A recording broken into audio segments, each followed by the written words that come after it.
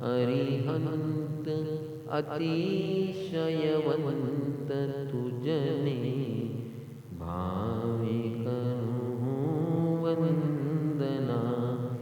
मारा कर्मनि निकंदना, मारा कर्मनि निकंदना, मारा कर्मनि निकंदना, मारा कर्मनि निकंदना।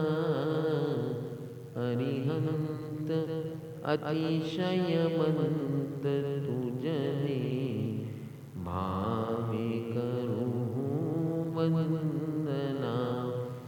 अरिहंत अतिशयवंत तुझने भावे करूँ।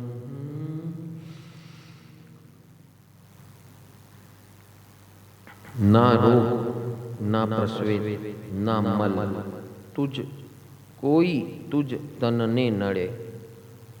यानी भगवान के शरीर में कोई रोग नहीं होता, न कोई प्रस्वेद यानी पसीना नहीं होता, मल यानी कोई मेल नहीं होता। आप लोग इस उद्यान में ये महसूस करोगे कि आपको न पसीना होगा, न मेल होगा, न रोग होगा। अब जब उद्यान करोगे, कर रहे हो आप, 15 दिन में आपको न कोई रोग होगा, न पसीना होगा, न कोई मेल खड़ा होगा आपके शरीर में। अगर जिस प्रकार बताया जा रहा है इस प्रकार आपकी मनोदशा, भाव दशा, शरीर की दशा, ऊर्जा की दशा, रोज हम सुबह दोपहर और रात को जो प्रक्रिया कर रहे हैं वो एग्जैक्टली फॉलो करेंगे तो ये जो बात भगवान के पहले अतिशय में पहली लाइन में जो बताई है वो हम इस उद्यान में ही उपलब्ध कर सकते हैं। न मेल होगा, न पसीना होगा, न रोग होगा। और अगर रोग है शरीर के अंदर, जाने अनजाने में पड़ा है आपके अंदर, संभावना है, तो रोग भी समाप्त हो जाएगा। If you follow the way it is shown to you in this उद्यान, सुबह की जो प्रक्रिया है, दोपहर का जो सत्र है और रात का जो सत्र है, उसको दिलो जान से आप फॉलो करेंगे तो ये जो परिणाम आज हम सुनने वाले हैं भगवान के जीवन में, वो परिणाम आपको अगले भव में नहीं, यहीं इस उद्यान में अनुभव शुरू हो जाएंगे। ना मेल ना पसीना। हम लोग ये कितने साल से उद्यान कर रहे हैं? 2016 के 17 16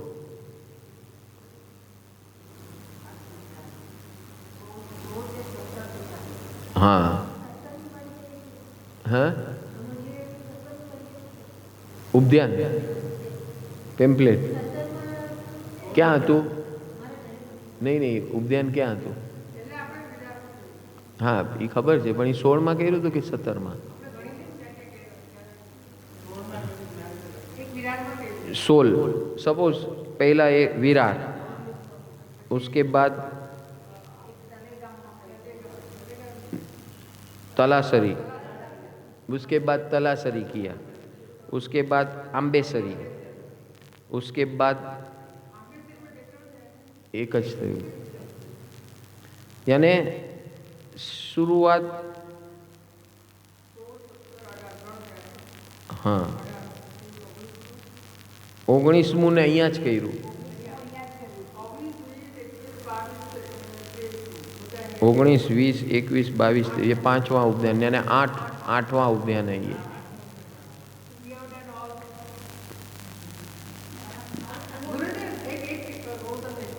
हाँ, important is not we have done all. Important is how much I have achieved in my life.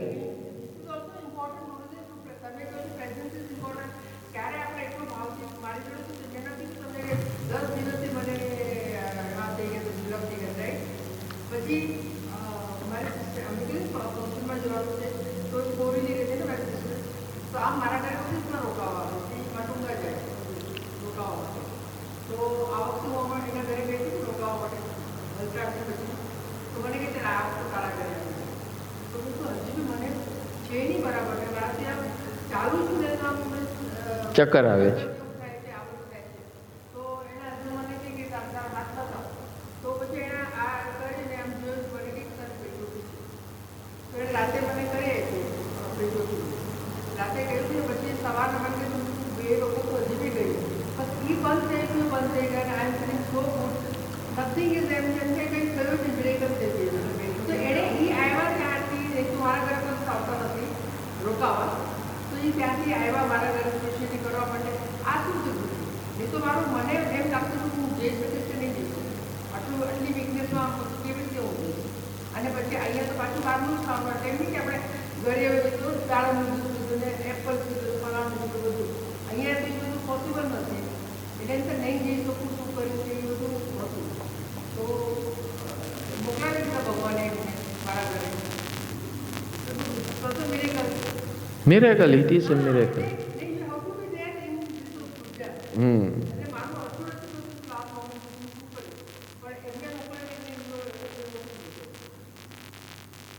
બરાબર છે.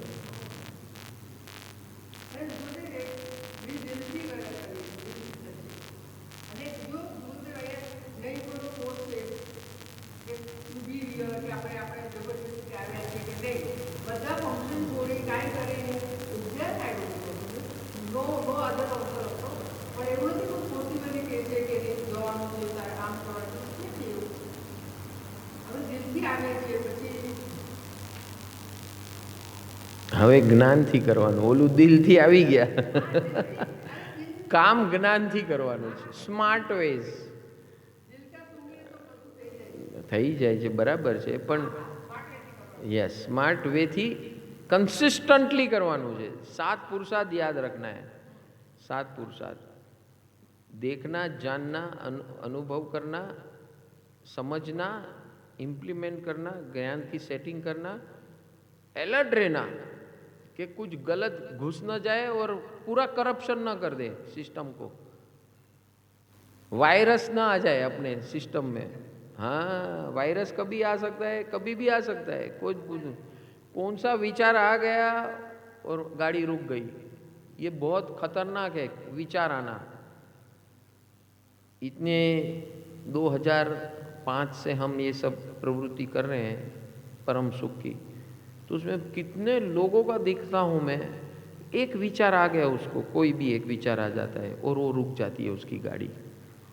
और अभी कभी क्या होगा उस जीव का कुछ नहीं बोल सकते. वो कहाँ पहुँच जाएगा, कहाँ तक आया था, किनारे तक आ गया था, और एक विचार ने उसका पूरा टर्निंग कर दिया नेगेटिव.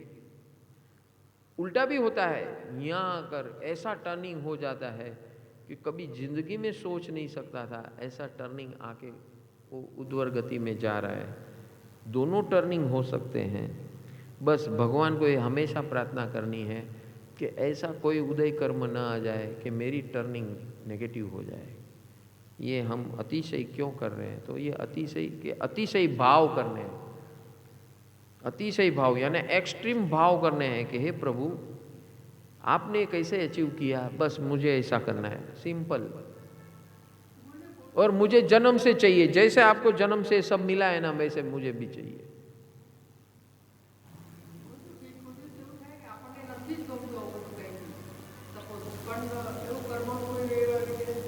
એટલે હા, બધું થઈ શકે ભાઈ. જે અત્યારના કરવું નથી ગમતું એના વગર ચાલે નહીં, એવું થઈ શકે. અથવા એક જમાનામાં આ બધું તો તિરસ્કાર અને ઓપોઝિશનમાં હતા, પણ એક દિવસ એવો આવી ગયો ટર્નિંગ પોઈન્ટ કે હવે આના સિવાય કંઈ બીજું કરવું જ નથી. Either way it can be, either way. और ये करने का कारण क्या है, ये बीज डाल रहे हम, आगे जाके हमको अपना क्या कर्म पड़े पता नहीं है. ऐसा कर्म आ सकता है हमारा कि जो हमको इस उखाड़ कर फेंक दे, इस मार्ग से उखाड़ कर फेंक दे. होता है ना, अभी भी हम देख रहे हैं कई सेवकों का, कई सत्संगियों का, कई जीवों का देख रहे हैं कि एकदम एक्टिव होते हैं, कि एकदम ओत प्रोत होते हैं, ऐसा लगे भी नहीं कि इसके जीवन में ऐसा आएगा। वो अभी હતા ન હતા થઈ ગયા, અને હવે એનું શું થશે એનો કોઈ ભરોસો નથી। એ 7-8 વર્ષ રહ્યા, 10 વર્ષ રહ્યા, અને પછી હવે so this are yes, that is what I am trying to say. Don't take it lightly. ये उपध्यान को lightly मत लो। ये उपध्यान आपकी भवितव्यता को सुरक्षित कर रहा है, भवितव्यता को, कि ऐसा कोई उचाल आ गया, भूचाल आ गया तो ये आपको पकड़ के रखेगा। समझ गए? तब आपकी बुद्धि है ना विचक्षण नहीं होगी, आप स्थिर रहेंगे, स्थिर, हाँ स्थिर रहेंगे। नहीं, કર્મ કેવા આવશે એનો કોઈ ભરોસો નથી।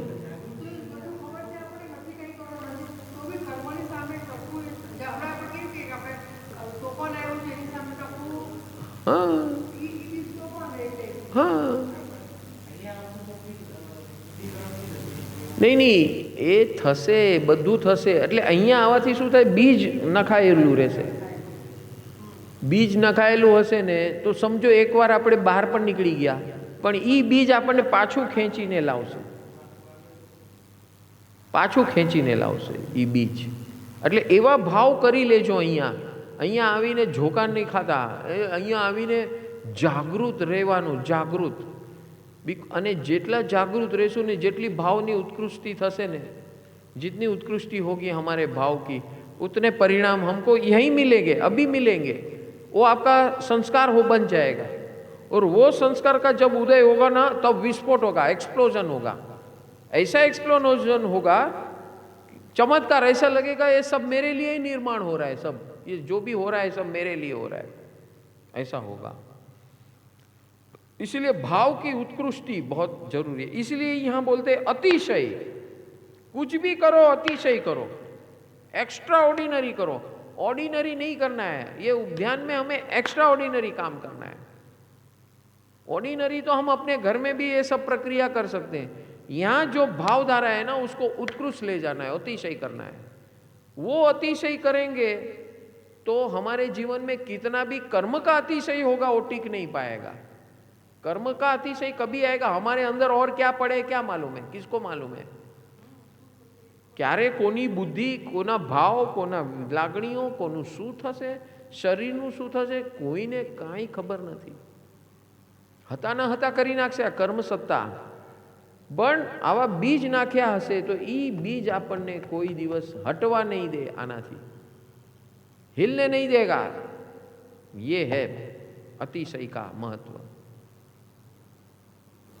तो पहली लाइन में भगवान ने बोला, ना रोग ना प्रस्वेद ना मल, कोई तुझ तन ने नड़े। तन यानी शरीर के अंदर, आपके शरीर में ना कोई मेल है, ना पसीना है, ना रोग है। बस हे प्रभु, मैं इस उद्यान में आया हूँ, यहाँ तो मैं साक्षात अनुभव कर रहा हूँ ऐसा, लेकिन मुझे आपके जैसा पूरे जीवन के लिए ऐसा शरीर चाहिए, पूरे जीवन के लिए, ताकि मैं आपने जैसी मेहनत मशक्कत पुरुषार्थ करके जो मंगल बनाया, परम मंगल बनाया खुद के लिए और सारी सर्व जीवों के लिए, सारी कायनात के लिए, जो ये पूरा मंडल खड़ा किया, बस ऐसा पराक्रम मैं कर सकूं। कृपा करो, कृपा करो, कृपा करो। तुझ रूप नी आ जगत में कोई ज उपमा ना जड़े। अरे प्रभु, ये सब तो ठीक है, बीमार नहीं हो, मेल नहीं होता है, पसीना नहीं होता है, लेकिन जो कोई आपका दर्शन करता है पागल हो जाता है। ये क्या चीज है? ऐसा क्या है आपके रूप स्वरूप के अंदर कि जो भी आपका दर्शन करता है, जो भी आपको देखता है, भावुक और मोहक बन जाता है, आपके पीछे पागल हो जाता है। ये मैग्नेट क्या है आपका? आपके चेहरे में, आपके प्रेजेंस में, आपकी हाजिरी में जो पूरा आपका आउटलुक है, वो आउटलुक ऐसा है चमत्कारी, मैग्नेटिक आउटलुक, कि करोड़ों करोड़ों जीव आपके तरफ खींचे चले आ रहे हैं, मैग्नेट की तरह। जैसे एक लोहे का, टिन का मैग्नेट की तरफ खींचे जा रहा है, वैसे मैग्नेट आपके अंदर ऐसा रूप स्वरूप क्या भरा हुआ है। सौंदर्य मग मग तू तने आ जन्मती प्रभु सापड़े। एक तो मनमोहकता और दूसरा आपका सौंदर्य। जो भी आपको देखे, दर्शन करे, मोहित हो जाए। सौंदर्य की दृष्टि से और अंतर औदार्य के स्वरूप से, ये दोनों स्वरूप से लोगों को आपके शरीर में मेल है, पसीना नहीं है, मेल नहीं है, रोग नहीं है, वो तो नहीं जानते। लेकिन आपका सौंदर्य और आपका जो आकर्षण है, मैग्नेटिक आकर्षण, जो आपको कोई भी जो देखता है वो मन मोहित हो जाता है। ऐसा तो कुछ आपके अंदर है जो फिजिकल नहीं है, जो इतना ऐश्वर्य आपके अंदर है। ऐसा ऐश्वर्य मेरे अंदर प्रकट हो, मैं भी ऐसा ऐश्वर्यवान बनूं कि सारे जगत का कल्याण और मंगल कर सकूं। आपने तीर्थंकर स्वरूप जन्म लिया तो इस प्रकार लिया, मैं भी अरिहंत बनूं तो इस प्रकार जन्म लेकर अरिहंत बनूं। ऐसी लायकात, ऐसी अधिकारिता मेरे अंदर, ऐसे लक्षण प्रकट हो, ऐसा मैं पुरुषार्थ करूं। ऐसी कृपा करो, ऐसी कृपा करो, ऐसी कृपा करो, ऐसी कृपा करो। दुर्गंध के विभत्सता तुझ मास सोणित मां नहीं, चैतन्य मां छे स्वस्थता ने स्वच्छता काया मही। हे प्रभु, मेरे शरीर के ऊपर जब तक ये चमड़ी है ना, तब तक कोई दुर्गंध नहीं आ रही है। कि जरा सी चमड़ी खुल गई ना तो दुर्गंध ही दुर्गंध। मांसपेशियों से भी मेरी दुर्गंध आना शुरू हो जाएगी। ये जब तक ये कवर्ड है, स्किन कवर्ड है, नहीं पता चलता है। लेकिन आपके तो अंदर से सुगंध आ रही है। क्यों आ रही है? क्योंकि आपकी चैतन्य के अंदर, आपकी आत्मधारा के अंदर, आपके अंतर तरंगों के अंदर जो स्वस्थता है और स्वच्छता है, स्वस्थता और स्वच्छता है, जो अंदर है वो बाहर है, जो बाहर है वो अंदर है। बस ऐसी स्वस्थता और स्वच्छता मेरे अंदर निर्माण हो। मैं भी ऐसे शौच कार्य में लगा रहूं, ताकि मेरे अंदर भी स्वस्थता और स्वच्छता, दुर्गंधता का विनाश हो। ऐसा औदार्य, ऐसा शरीर लेकर मैं जन्म लूं। सारे शुभ लक्षणों का समूह आपके शरीर में दिख रहा है। आपके पैर के तलवे में ऐसे लक्षण पड़े हैं, 1008 लक्षण, जो सूचित करता है कि ये महापुरुष नहीं, ये पूरे काल का महापुरुष है। कोई युग पुरुष होता है 10-20 साल के लिए, कोई मिलेनियम का महापुरुष होता है 100 साल के लिए। आप तो काल भैरव के महापुरुष हो, ये उत्सर पीढ़ी अवसर पीढ़ी के महापुरुष हो। कृपा करो, कृपा करो। संपूर्ण शुभ लक्षण तणी श्रेणी हो आवी हई। इतने लक्षण भरे हुए हैं आपके शरीर में, जहाँ देखो वहाँ लक्षण ही लक्षण। सौंदर्य का लक्षण, चैतन्य का लक्षण, सुगंध का लक्षण, जहाँ भी हो वहाँ लक्षण ही लक्षण। हे प्रभु, एक अद्भुत चमत्कारी औदार्य लेकर आप जन्म लेते हो। ऐसा तो आपका जन्म है। माँ की कोख से हम भी पैदा होते हैं, लेकिन हम जब बाहर आते हैं तो दुर्गंध लेकर आते हैं, और आप आते हैं तो सुगंध, सौंदर्य, रूप, चैतन्य, लक्षणों के महारथी हो आप।